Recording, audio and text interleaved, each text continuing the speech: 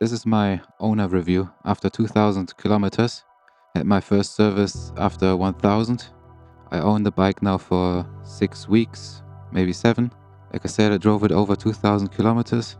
I made the decision to buy the bike. I was looking at many reviews like you do right now. So I thought I answer some of those questions I had myself and some questions you raised in my comments. So if there's anything you further want to know, just drop a comment and I will get to you. As a disclaimer, I purchased this bike with my own money. I'm not working for Husqvarna or KTM. I am a beginner rider, so that's something you should know. I have no experience with many other bikes. So yeah, I'm a beginner and that's my very first motorcycle. So and with that out of the way, let's talk about some of the points I wrote down. So how does it look?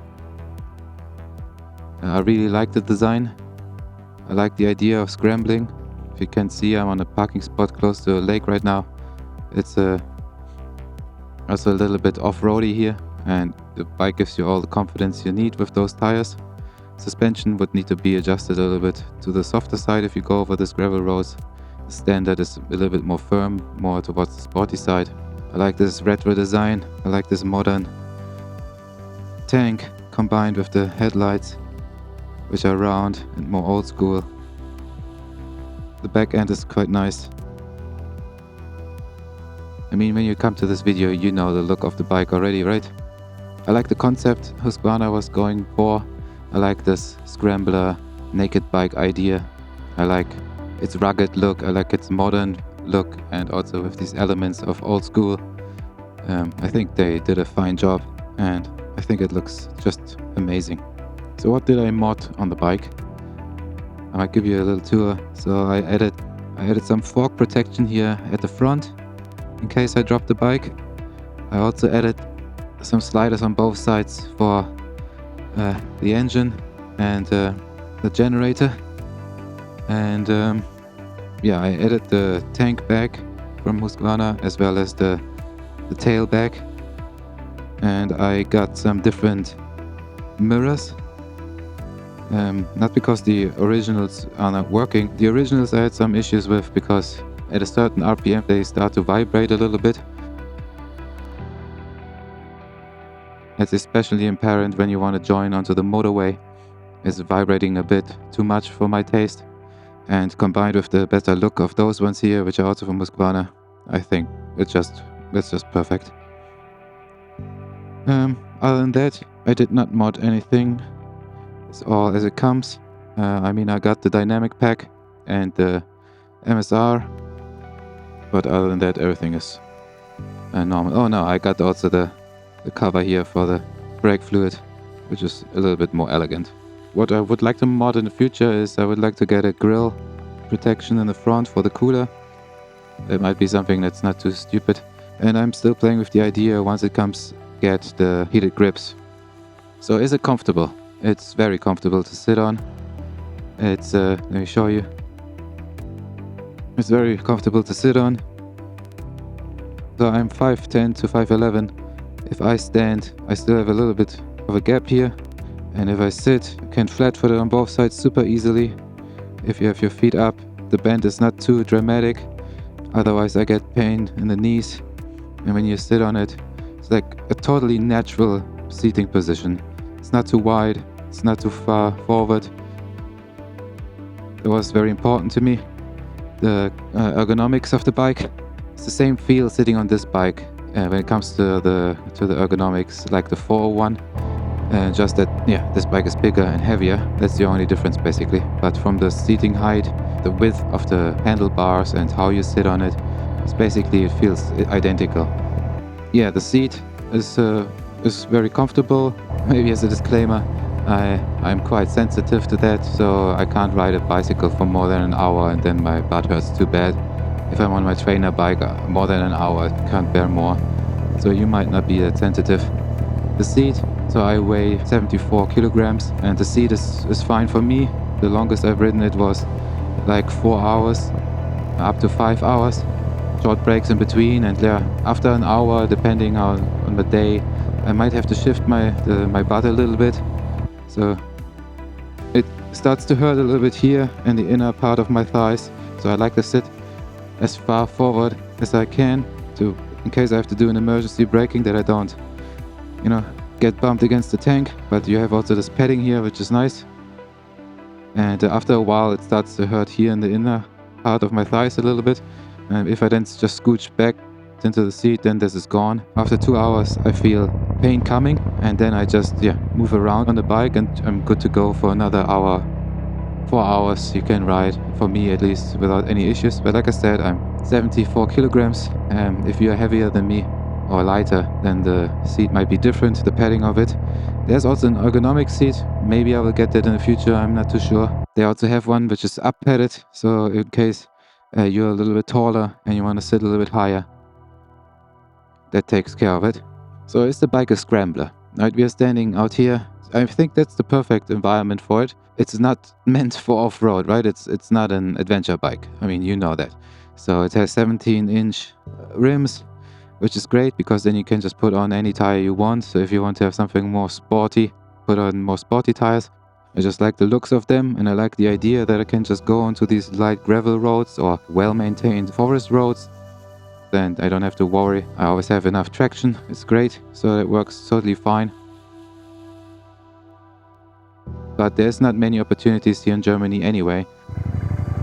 Also the first time that I'm driving off-road a little bit, or on unpaved street, and you can actually feel a little bit how the traction is lower. You can feel how the back wheel is moving.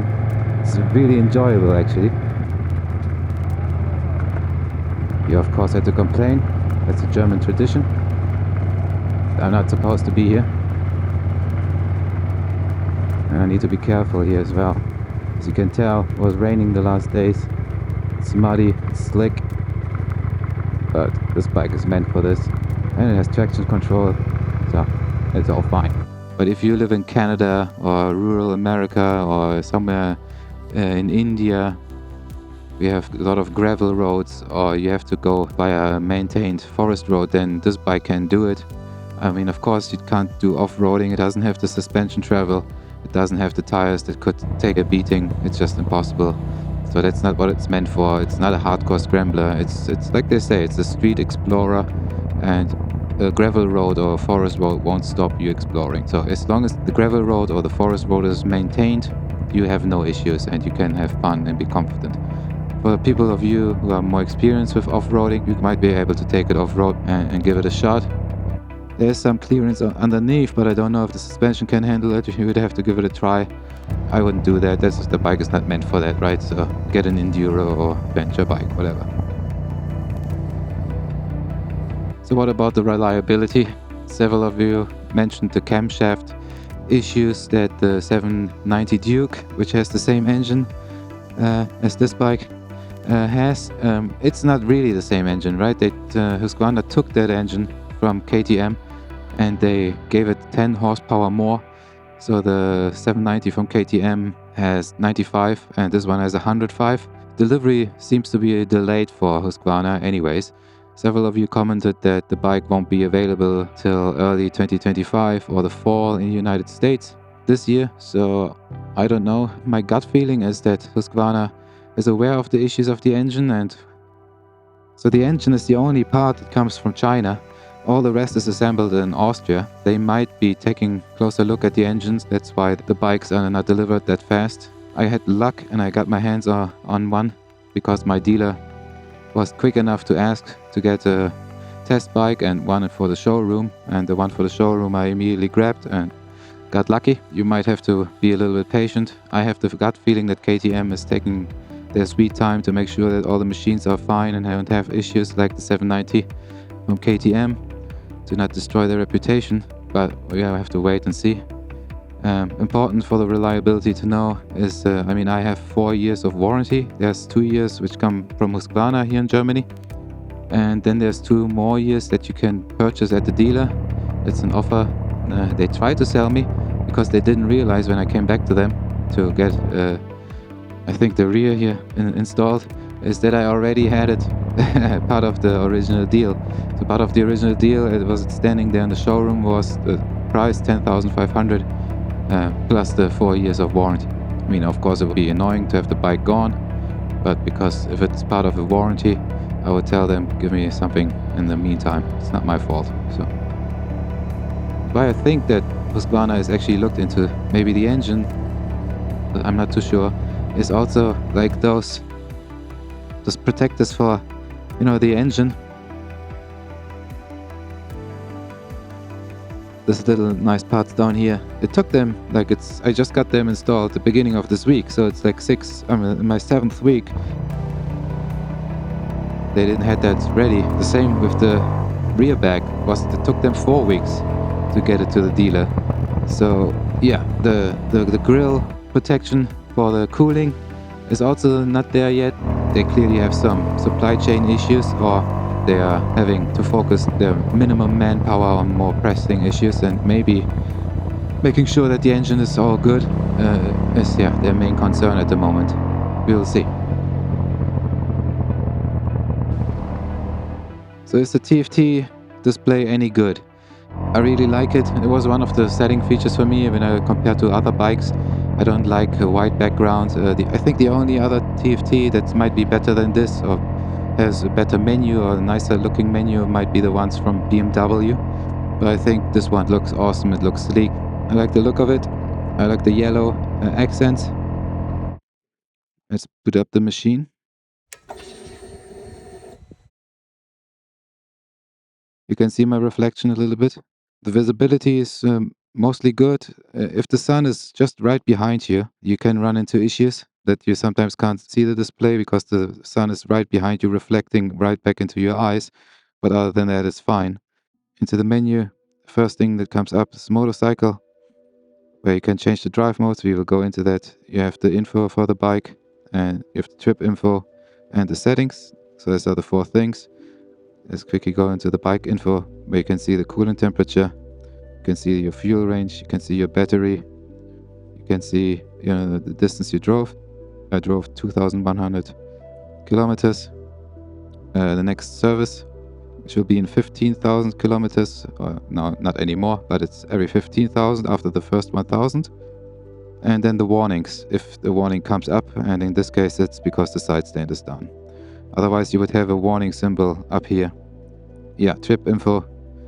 Simple, right? Trip 1, trip 2. Trip 1 is the one I just took. Trip 2 is since the service, the 1000 service. And then the motorcycle. Then we have here the ride modes. I'm in dynamic, which I purchased. We have to purchase extra. And that opens up all these things here to change. But let's check the ride modes. So you have the dynamic I have, right? You have sport. You have street, the normal one, basically. And you have rain. Like I said, I'm in dynamic, which opens up, all these things for me. So I can adjust the slip, which is your traction control, which is also lean angle dependent. The throttle response, which has 3, which is sport, dynamic, and street. And dynamic is super direct. They should have called that one sport. I don't like the dynamic. It's too erratic. You have the anti-wheelie. I have it to very low. I'm a beginner. I don't want to have an accidental wheelie. You can turn it off, obviously. Or you can have it very high, medium, low, or like I have very low. And then you have the ABS, where you can change to Supermoto. If you want to have fun on those gravel roads here, you can use that. And ABS on your rear tire is deactivated. And then you have the MTC MSR, which is either on or off. If you shift down too quickly, your rear wheel could block up a little bit, and this one here makes sure that this doesn't happen. Then you have the easy shift, which comes standard with the bike. I never used that. I like to shift myself with the clutch. You can use this. It works totally fine. Under acceleration, you can shift up, obviously. Also, there was a question I got in the comments. Yes, you can also downshift while accelerating, but I wouldn't recommend that. You can tell that a bike doesn't like that, but it works. And then in the interface, you can just change if you want to have it like it is, or if you want to remove the favorites, you can set yourself in the settings where we are going now. So you have the settings, the favorites I just mentioned. You can set the favorites to whatever you want. Then what you want to do with those quick selectors. I'm in a dynamic mode. So for me, it's the traction control. Connectivity, you can connect your phone via Bluetooth. Pair it here. You can pair your headset, whatever that is. You can also then say what type of headset it is, if it's a Bluetooth headset or a wired one. So the bike also has on the side here a connection for USB to recharge your phone. Shift light, which is at the first 1000 kilometers, it's limited to 5600 RPM so that you don't rev it too high while the machine is braking in. Now after 1000 it's free and it's set by standard to 8500 where it starts to flash and the whole dash flashes then. And then the max is 10,000 and the bike can't even rev that high. So I think it's the rev limit is 9600 of the engine. So it's in 500 steps. So if I get to 8500, the whole screen starts to flash, and until I've reacted, I'm up to 9000 or something.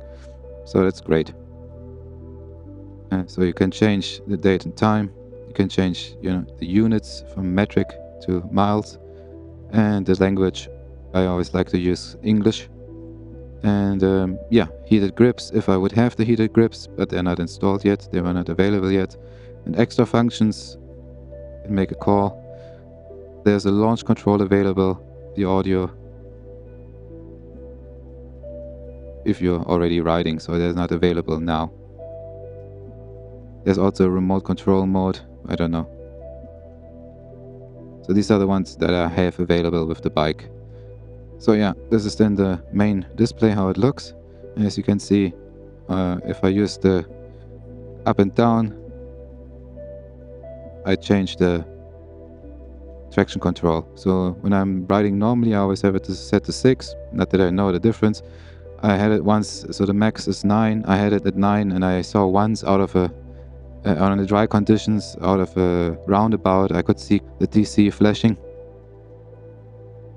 Maybe I hit a white painted spot or something.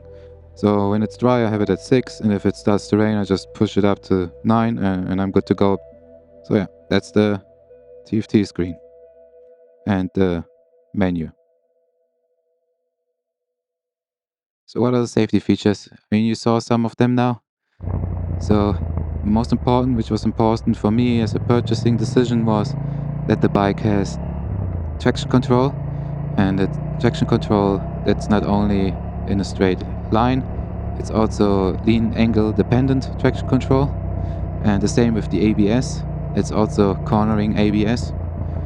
So I think these are two main factors that you don't find on every bike, although I think they will become super standard over the next years. But that's a great and important feature to me. So I feel safe when I go into a corner and out of a corner. What other safety features are there? Yeah, like I mentioned, the MSR, protecting you from if you shift down too heavily and too fast, that you don't block up the rear tire. It's good to have, and I'm happy to have it. It's nice to be able to adjust the throttle response. The brakes are really confidence-inspiring. I like the brakes. Good feel when the ABS comes on. You feel it well in your rear brake on your foot. You can feel it, the clucking. And in the hand, it's not that prominent as it is in your foot, but it's good. I mentioned the ride mode I'm using. I'm always in dynamic, and I have all the safety features cranked up to max as a beginner. And the throttle response I mentioned, I use the sport mode because the dynamic mode is a little bit too direct. It's more for if you really want to, not lose any tenths of a second. Have I had any issues? Nothing. So I have not lost any fluids. The engine is completely dry. Nothing is dripping. I had from time to time, I had a warning which was not displayed in the bike info.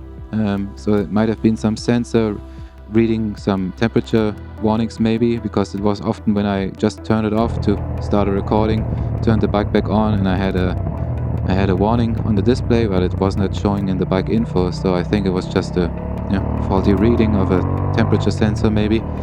I keep an eye on it in case it comes back. but yeah, lately I didn't have that issue anymore, so we'll see. I'm not too worried about that. But other than that, I had no issues whatsoever.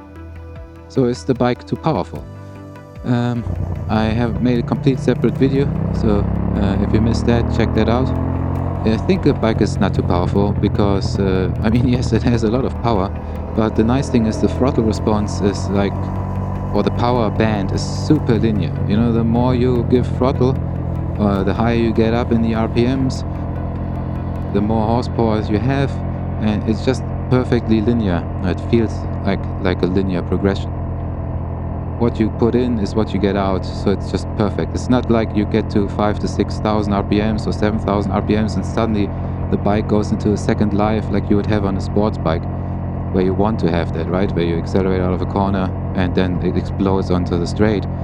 That's not what this bike does. This bike is, yeah, it's very predictable. And I think that brings me to my next question is, so is it for beginner friendly? And as I talked about in my other video, is yes, I think this bike is beginner friendly. If you already have experience in traffic, if you have a level head on your shoulders, and if you're not, trying to squid like a like a hooligan through every corner, this bike is perfect for any beginner or anyone who wants to upgrade to a bigger bike. How's the fuel consumption? Depends on how you drive. If you drive moderately, I think you can get it down to 4 liters. So it has a 13-liter tank, so you can get it down to 4 liters. If you drive a little bit harder, you are, I don't know, up to 5.5. You can get it up to 6. So it's all up to you. You can get a whole days of ride out of the 13-liter tank. If you drive and cruise through the mountains or whatever, you get a whole day ride, like 7 hours ride out of it. So I think you don't have to worry about the fuel consumption. So you get 270 kilometers, 260, 250 kilometers out of the tank. So what's the top speed and the acceleration? Don't know. It's a naked bike. I don't have a windscreen. So the fastest I drove was 190 kilometers an hour. It rips on your helmet like you're doing a training for a Formula 1 race. It's ridiculous. Yeah, it's not fun. It makes no sense to go anything faster than 160 kilometers an hour. If you go 130, it's all fine. The top speed of the 790 Duke is something around 220 kilometers an hour. I think this bike can do 230. I saw a number somewhere. So I'm thinking of getting a bigger windscreen for longer tours in the winter and on the motorway, but it's not available yet in the stores. The acceleration, the 790 Duke, which has 10 horsepower less, accelerates from 0 to 100 in 3.5 to 5 seconds, to 150 in 8 to 9.5 seconds. And that has 10 horsepower less. So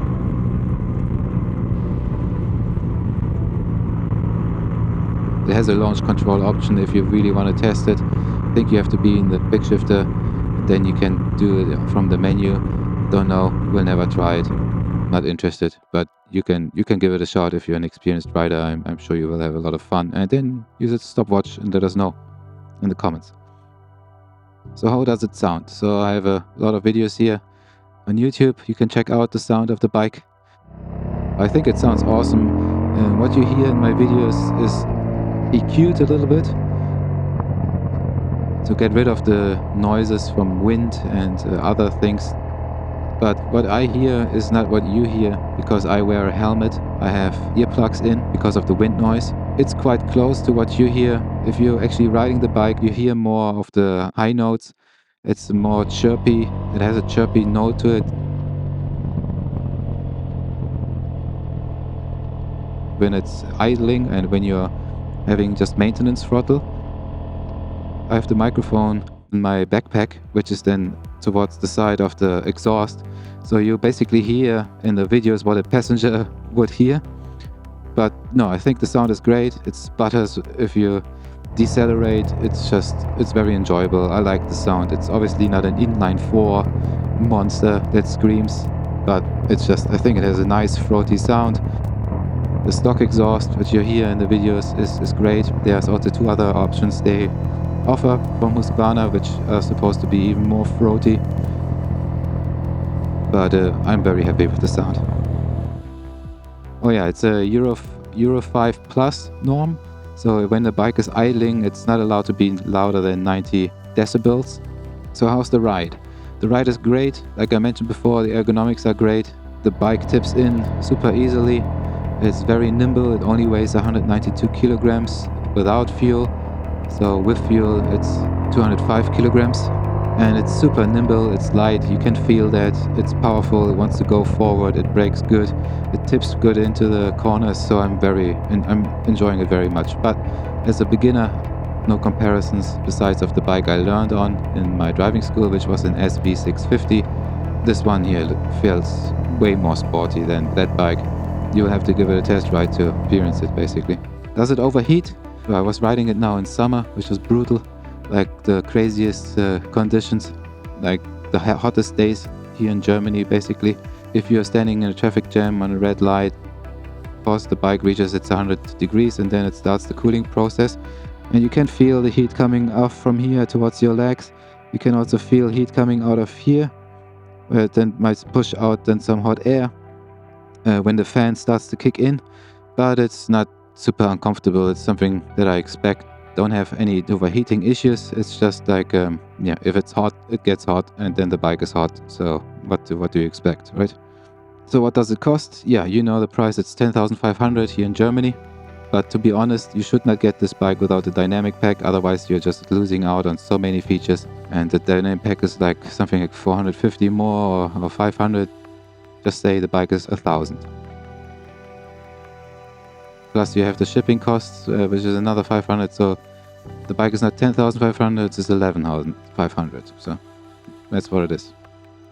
And that brings us to the question, what bike alternatives? And the number one I always mention in my videos, and the number one I'm always thinking of, is the MT-09. The MT-09 has 20 horsepower, even more, I think. I think it has 125.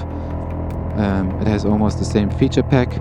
It doesn't have the adjustable suspension though. That's something to think about. And yeah, and it's a little bit cheaper. And I'm not too sure how much you can adjust the wheelie, the traction control, and the ABS. Supermoto, I don't think they have that. So yeah, this bike with the Scrambler idea and this futuristic retro, whatever inspired design is like, that's something you only get from Husqvarna. And I think that's worth it to me. Do I regret my purchase? No, not at all. So I love this bike after 2,000 kilometers. I'm very much looking forward to growing with it and riding it for many more months and years to come. But I will update you in case I change my mind, or I will update you if I get to 10,000 kilometers. And I will update you in case I get any issues, which I can't foresee for now. But I'm super happy with the bike. I do not regret my purchase. So what do I miss from the bike? Hard to say. I'm not a fan of the levers. I would prefer the ones that Husqvarna also offers in their shop, but they are way too expensive. I don't really miss anything from the bike, to be honest. It's yeah, it's all round great. And should you buy it? My last question. Hey, that's up to you. If you like the looks, if you have the budget, go for it. Of course, you should give it a test ride and see if it's for you, if you're comfortable on the bike and with the bike. But yeah, just go for it. I think you won't regret your purchase, like I have not regretted mine yet. So that brings us to the end. If you have any more questions, let me know in the comments. So I hope I covered everything. I hope it was useful to you. Hit the like button, it would help my tiny channel. And like I said, if you have any more questions, drop them in the comments. I'll make another video, or I'll just answer them in the comments section. So thanks for watching. See you next time.